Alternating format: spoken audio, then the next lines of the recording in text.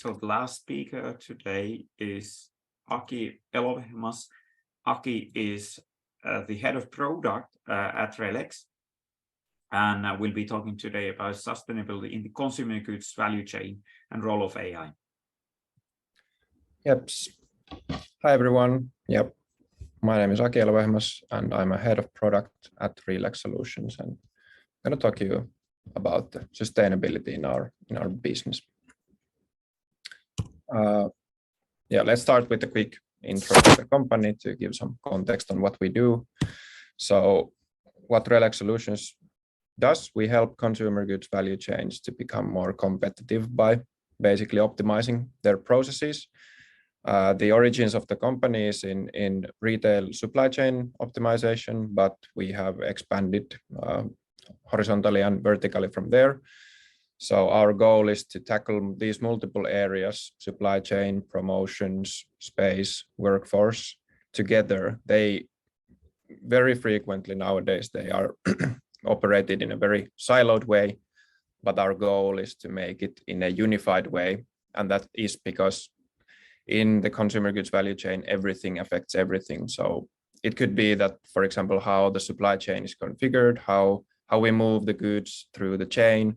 That could affect, for example, what are the workforce needs in the warehouse on a given day, for example.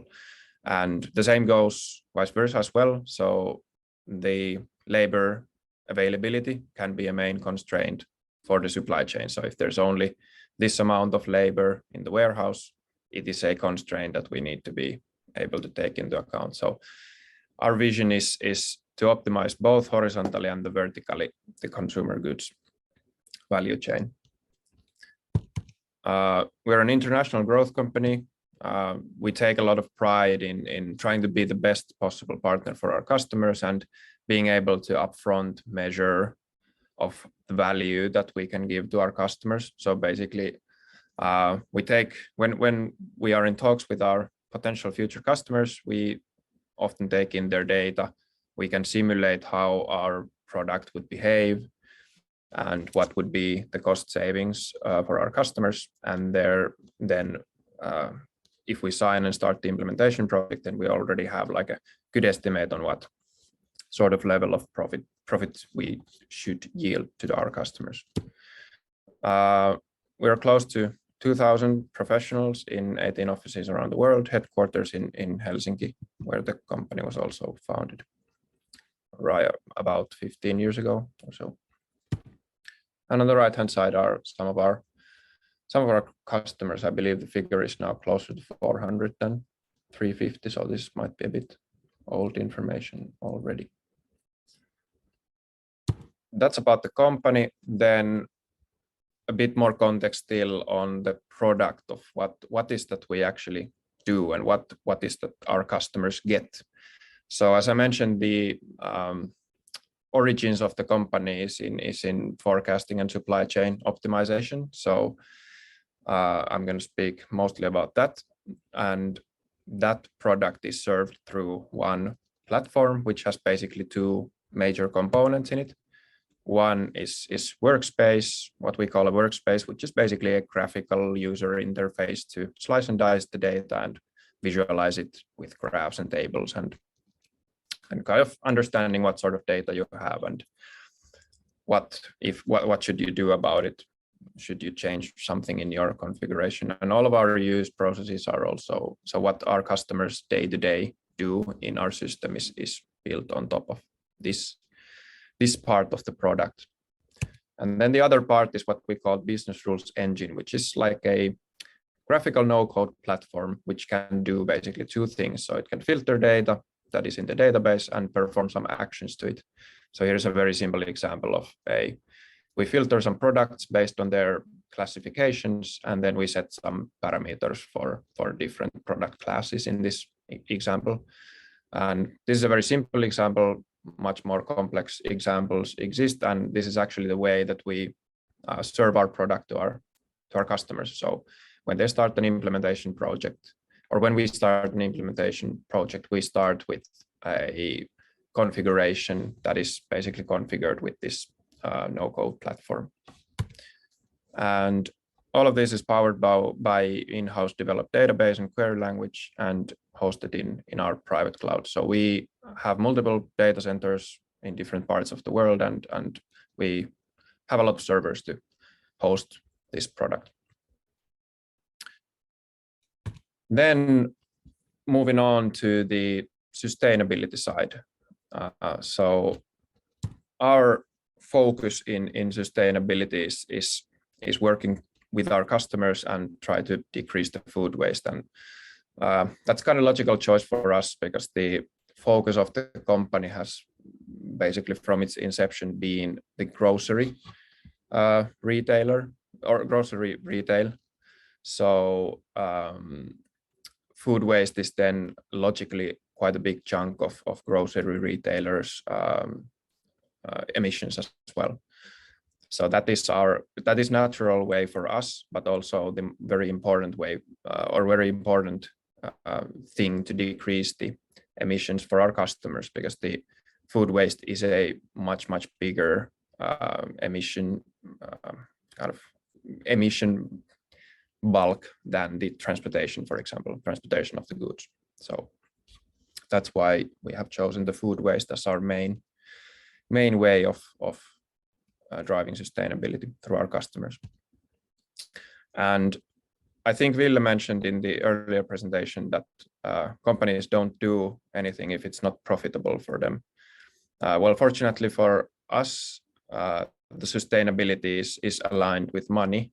So food waste is, on top of it being like a big sustainability problem, it is also a very big cost for our customers or for retailers.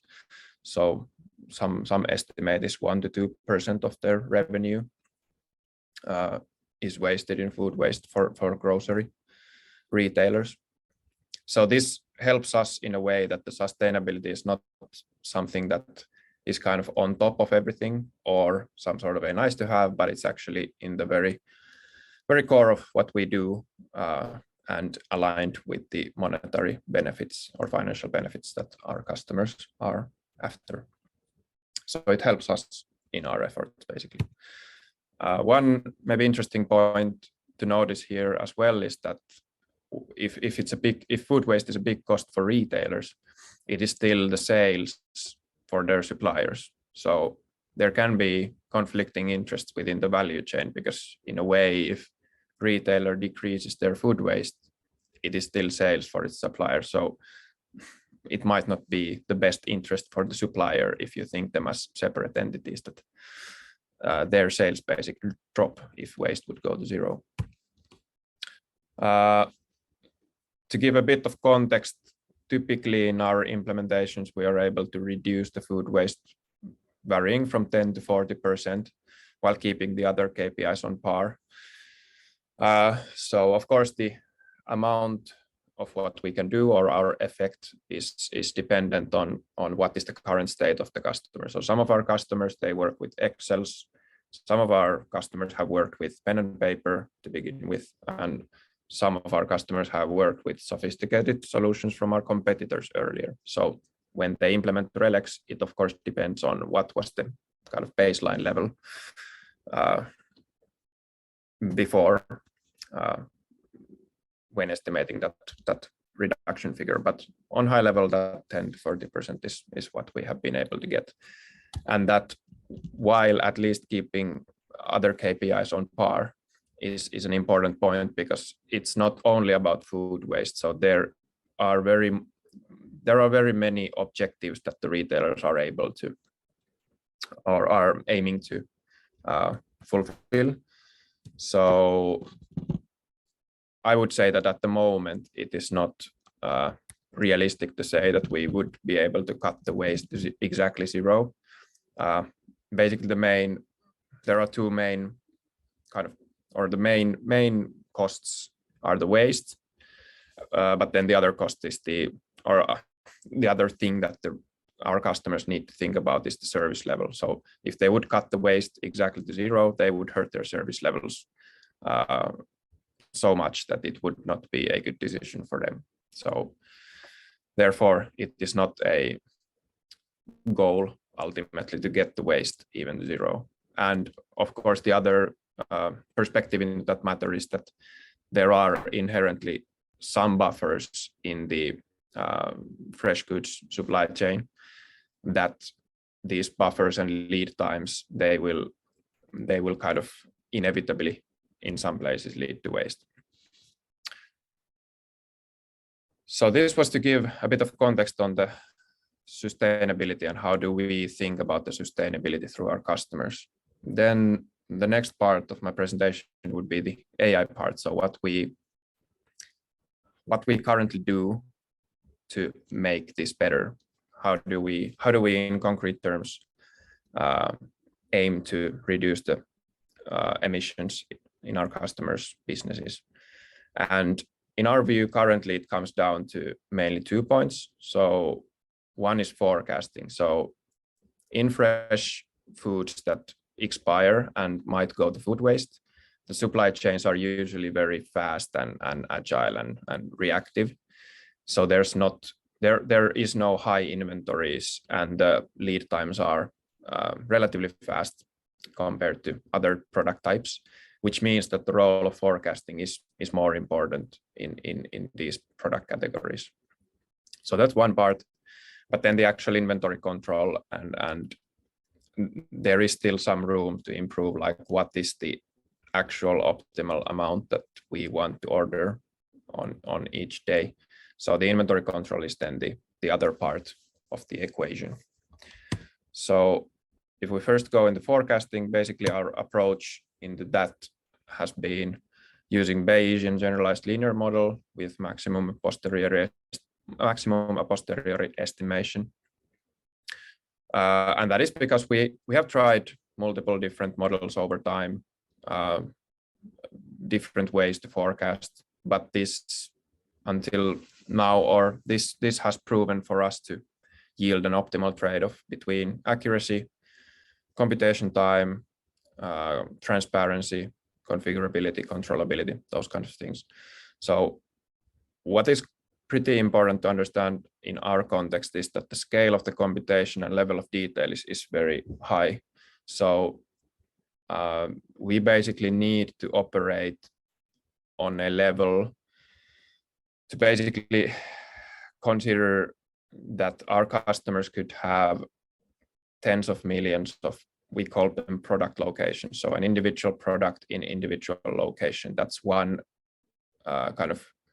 that's one instance of level where we need to do forecasting and replenishment. So what that basically means is that our customers can have tens of millions of these product locations, and each of them can have different demand characteristics, and each of them can also have different kind of business drivers or replenishment decisions or business decisions made upon them. So what that means is that we need to be extremely good at automating things, and we cannot spend time on manually analyzing much. So the high automation level needs to be there, as well as the what is important is that the kind of it's not enough if we are able to on average forecast most of the products right. We need to be right. We need to be relatively good level on all of the products. So even if we would get like 99.9% of the products forecasted well, if that 0.1% fails miserably, that is very problematic for us. And that is, if you think about the spoiling products, that is like logical in a way that if our forecast is very, like, let's say it overshoots a lot, then if we automatically order based on that forecast, it will lead to a lot of waste and a lot of cost for our customers. So therefore we can more easily tolerate like small forecast errors, but we cannot tolerate big forecast deviations. And because of that scale, also the computation time is pretty important for us. Transparency is something that is very important for us. Our customers, they want to understand why the forecast is what it is, how it is calculated, why the model ended up in this kind of forecast and not that kind of forecast. So the understandability and transparency are also important. This maximum a posteriori estimation, by the way, is one way also to think that this is the way that we are sustainable in our own operations. So basically what that means is that we aim for point forecasts, and we, on the right-hand side graph, we don't aim to find the entire distribution for the demand. We are just interested on the maximum point of it. And what that means is that the distribution is something that we then approximate from the point forecasts. And that saves us computation time, which then saves, like in our scale, it saves electricity in the data centers and so forth. So it is also a sustainable choice for us to do it that way. Yeah. So in addition to the actual regression model that calculates the forecast, our forecasting machine comes packed in with some data analytics and data cleansing tools. And one example is on the right-hand side lower graph, what we call a level shift detection. So usually the data that is given to us that comes from our customers, it's usually not perfect. So there can be many things that are missing from that data. And for such instances, we need to use this level shift detection basically to be able to survive and not explode the model, so that if there's some unexplained shift in demand, we like to understand that before we fit the model. So for example, that is done to get the promotional uplift right. So in order to estimate that promotion uplift that happens during the unexplained level shift, we need to be able to tell that this period in the middle of the chart is now some unexplained level shift. This is about forecasting. Then about the inventory control, I'll showcase a couple of things. So first thing is related to the batch composition of the inventory and the purchasing behavior of the consumers. So what we are aiming to do here is that it's pretty typical situation that when there's multiple expiry dates of the same product, so let's say some packed meat product, for example, if there's multiple expiry dates in the shelf at the same time, then some of the consumers will take the newer batch and some of the consumers will take from the older batch. But we need to understand this behavior. So typically it's like 80% take the oldest batch and 20% take the newest batch or something like that. So we need to understand this behavior, because that then of course affects how the inventory is consumed over days, and that will also help us to understand that what likely is the composition of different batches currently in our inventory. So that will basically help us having more visibility in the data that we have, and therefore help us make better decisions. And there has been quite long talks of barcodes that could have the batch level information in it, so like a 2D barcodes, but they haven't been widespread. There hasn't been widespread adoption of those at this point, so therefore we have come up with this estimation method to kind of work around the problem. And then the other interesting part of the inventory control algorithm is the actual order optimization calculation, which in our case aims to calculate such replenishment orders that minimize costs in the periodic review system, which is our operating environment basically. And those costs are it's cost of lost sales. So if we don't fulfill the demand, that's like thought as a cost here. And then the waste cost is the other cost. So we aim to find a minimal point, and that can be seen in the below graph, that we basically have two costs, and then the minimum is usually, or the cost function is looking something like this, like a curve with a minimum point somewhere. And in that calculation, this is our own development, so it's quite recent, our own RELEX Labs driven development, and it considers the batch composition and the purchasing behavior, so the upper figure, we automatically consider those because they are, of course, meaningful and important parts of that. Or it is an important factor to consider that if customers or if consumers pick the products differently, it will also affect how we need to order it in order to optimize the costs. But then, of course, the batch sizes, delivery schedules, spoiling times, and the forecast and its uncertainty. So these are kind of describing the tools that we currently use to minimize waste in our customers. But then next, I could go through some of my ideas on what future challenges there could be. One could be dynamic pricing. So basically increasing the appeal of some products that are going to expire soon. So this is quite manual work now, at least based on my experience. People are going with the stickers and putting stickers in the products, and it's a laborious task. So this could be one way to make it more appealing for the retailers, but also for the consumers, and help to cut waste, but still help getting profits for the retailers. Then other point is a bit more organizational in a way, that collaboration within the value chain. So there's a lot of stakeholders, how we could enable a holistic optimization over the entire chain so that everyone benefits. So this kind of links back to the earlier point of retailers' waste is its suppliers' sales. So how the different stakeholders should collaborate and share the profits of that collaboration. That's one interesting thing to me, at least. Third one is something that I've been working on lately quite a lot. How to build great AI products that solve problems at scale, but still enable transparency, human interaction, and control. So as I mentioned, for at least in our operating environment, that transparency, understandability, human interaction, control, those kinds of things are important for our customers at the moment, at least.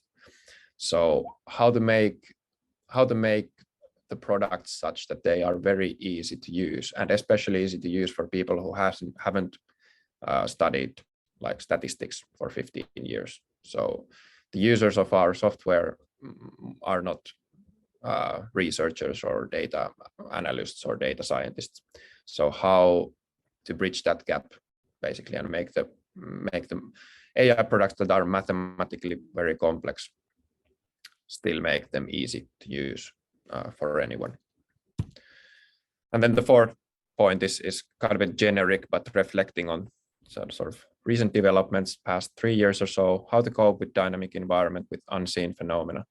So case supply disruptions, inflation, pandemics. So there has been a lot of, I think that past 3-4 years, there's been an increasing amount of kind of complexities, reactiveness needed in our environment, at least. So how to cope with that better. So our current solution to that is to try to be as adaptable and reactive and fast as possible. And that is a good way to tackle it, I think.